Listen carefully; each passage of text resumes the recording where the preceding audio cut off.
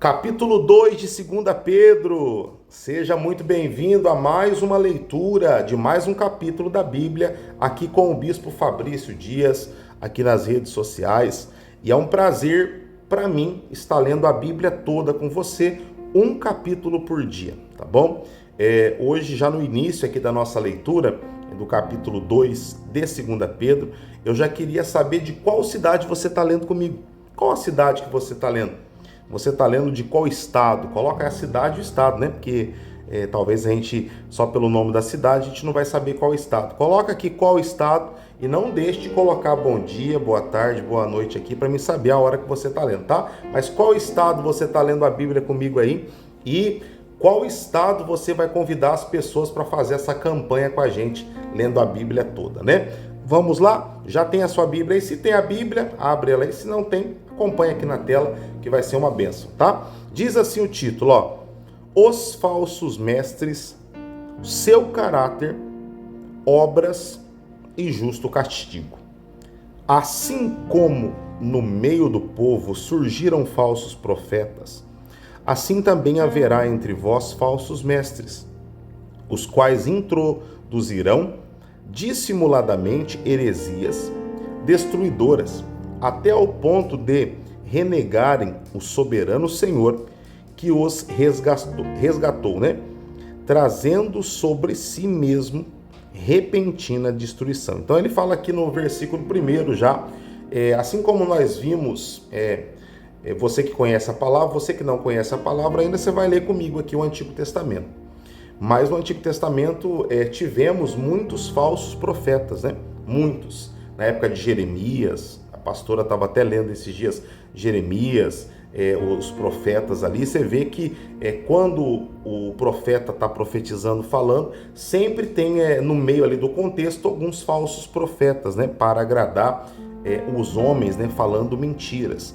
Então ele fala, assim como houve antigamente falsos profetas, vão haver nos dias de hoje, no vosso meio, falsos mestres, né? Aí o versículo 2 fala assim, ó: e muitos seguirão as suas práticas libertinas, e por causa deles será infamado o caminho da verdade. Então as pessoas vão segui-los, muitos vão segui-los, e essas pessoas vão infamar, né? Vão trazer ali vergonha, vão trazer escândalos, né? Então nós temos que vigiar muito. Versículo 3: também, movidos por avareza, farão comércio de vós, com palavras fictícias. Para eles o juízo lavrado a longo tempo não tarda, e a sua destruição não dorme. Ora, se Deus não poupou anjos quando pecaram, antes precipitando-os no inferno, os entregou a abismo de trevas, reservando-os para o juízo, e não poupou o mundo antigo, mas preservou a Noé, pregador da justiça, e mais 7 pessoas, quando fez vir o dilúvio sobre o mundo de ímpios, e reduzindo a cinzas as cidades de Sodoma e Gomorra, ordenou-as à ruína completa, tendo-as posto por exemplo a quantos venham a viver impiamente. Livrou o justo Ló, afligido pelo procedimento libertino daqueles insubordinados. Então, o que ele está querendo dizer aqui até o versículo 7, para a gente continuar a leitura? Ele está falando assim que esses que praticam dessa forma, que agem dessa forma, esses que ali estão corrompendo a palavra de Deus, levando as pessoas para um caminho errado, eles serão julgados, eles vão ser punidos, né? Aí ele cita, ele não poupou nem os anjos quando se rebelaram com Lúcifer, 1/3 dos anjos. Ele não poupou, né, aqueles que estavam ali na época de Noé.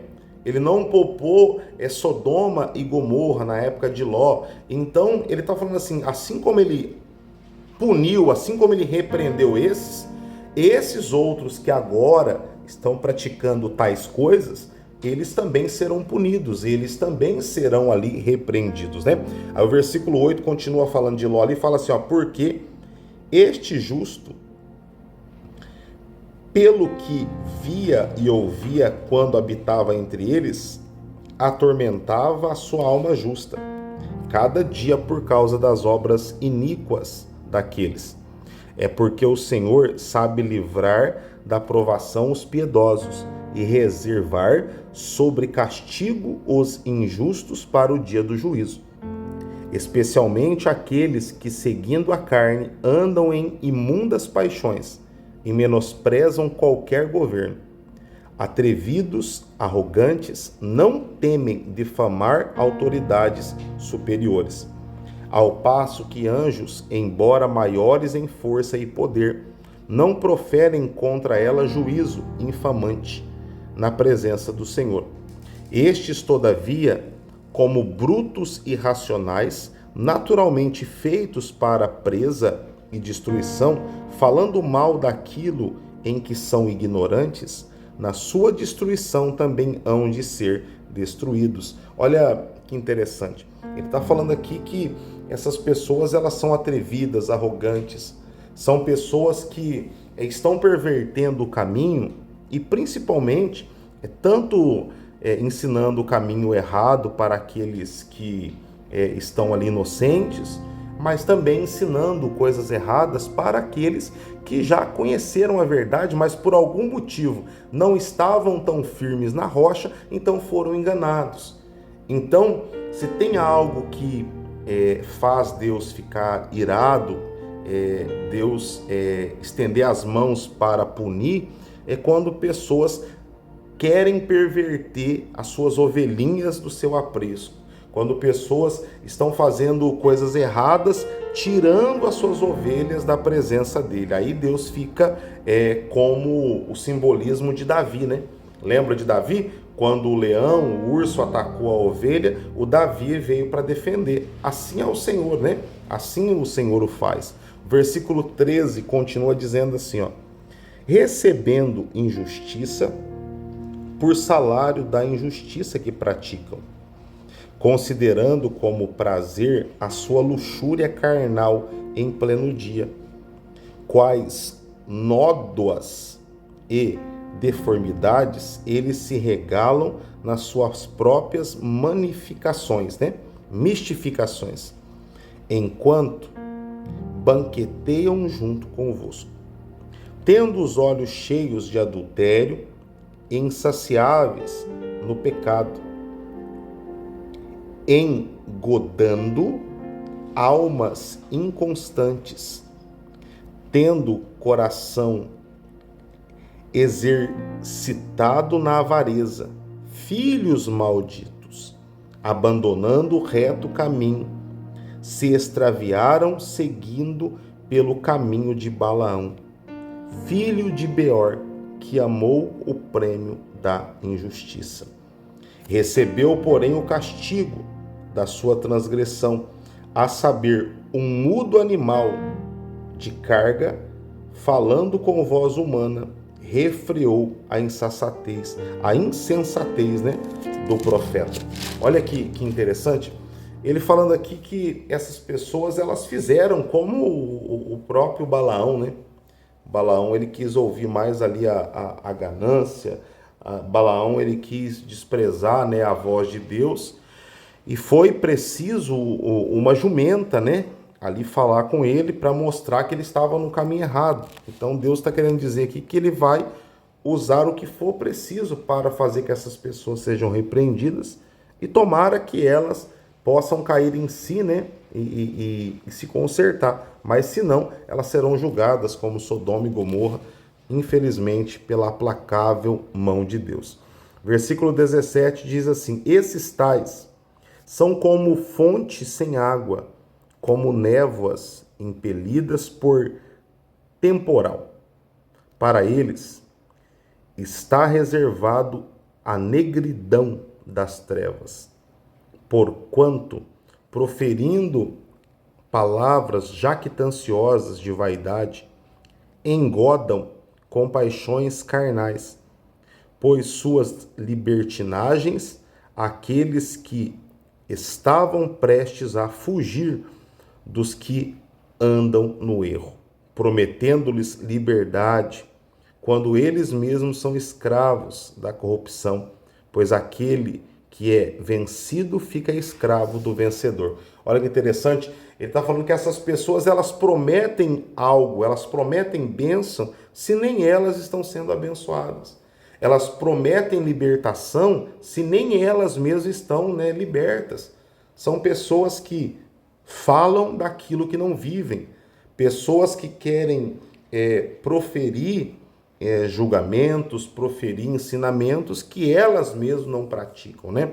E o versículo 20 vai além, fala assim, ó: portanto, se depois de terem escapado das contaminações do mundo, mediante o conhecimento do Senhor e Salvador Jesus Cristo, se deixam enredar de novo e são vencidos, tornou-se o seu último estado pior do que o primeiro. Agora aqui, Deus já começa a falar daqueles que se deixam ser enganados por essas pessoas. Agora aqui, a partir do versículo 20, Deus já vai trazer através de Pedro aqui, Deus já vai trazer um puxãozinho leve de orelha agora não para aqueles que estão ensinando errado. Agora vai trazer um entendimento para aqueles que estão fazendo isso, porque conheceram a Deus, conheceram a Jesus e agora estão dando ouvido. E a grande maioria também daqueles que estão ensinando errado também eram pessoas que conheceram a luz, que conheceram a Jesus, né? Aí ele fala assim no versículo 21, depois que ele fala que termina o 20 falando que o último estado se tornou pior do que o primeiro, ele faz uma analogia, ele fala assim, ó, versículo 21, pois melhor lhes fora nunca tivessem conhecido o caminho da justiça do que, após conhecê-lo, volvem-se para trás, apartando-se do santo mandamento que lhes fora dado. Aí o 22 fala muito forte. E a gente encerra aqui a nossa leitura de hoje. E eu te aguardo com a permissão de Deus amanhã no capítulo 3. Ele fala assim, ó: com eles aconteceu o que diz certo adágio, né? Certo provérbio verdadeiro. O cão voltou ao seu próprio vômito e a porca lavada voltou a revolver-se no seu lamaçal. Olha que forte isso.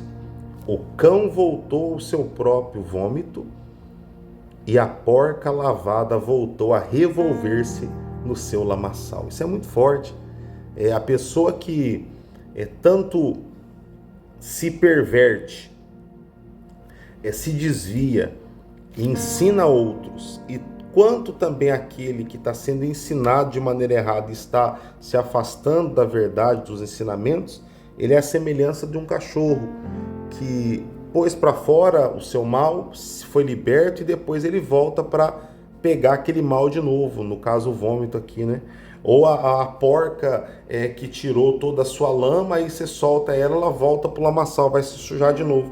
É a semelhança daqueles que se desviam, estão limpos pela palavra, estão libertos espiritualmente, emocionalmente, em todas as áreas, mas depois decidem voltar novamente ao erro, voltar às práticas das velhas obras, e isso faz com que Deus se entristeça e faz com que voltemos a sofrer, a ser escravo, né? Como diz ali o versículo 20, né? Ele fala que o versículo 19, né? Fala assim que prometem liberdade, mas na verdade eles mesmos são escravos. E nós não podemos viver dessa forma, tá bom? Então, que esta palavra de hoje, ela abençoe e fortaleça o seu coraçãozinho. E com a permissão de Deus, eu aguardo você aqui amanhã, tá bom? Para lermos mais uma palavra. Medite, se precisar, ouça de novo. Reflita nessa palavra, para que Deus possa falar muito com você, tá bom? Coloca aqui nos comentários. Até amanhã, bispo. E nós vamos estar juntos aqui, com a permissão de Deus, lendo amanhã 2 Pedro, o capítulo 3, encerrando mais um livro e logo, logo já iniciando as cartas de João, tá bom? Deus te abençoe, um ótimo dia, até amanhã.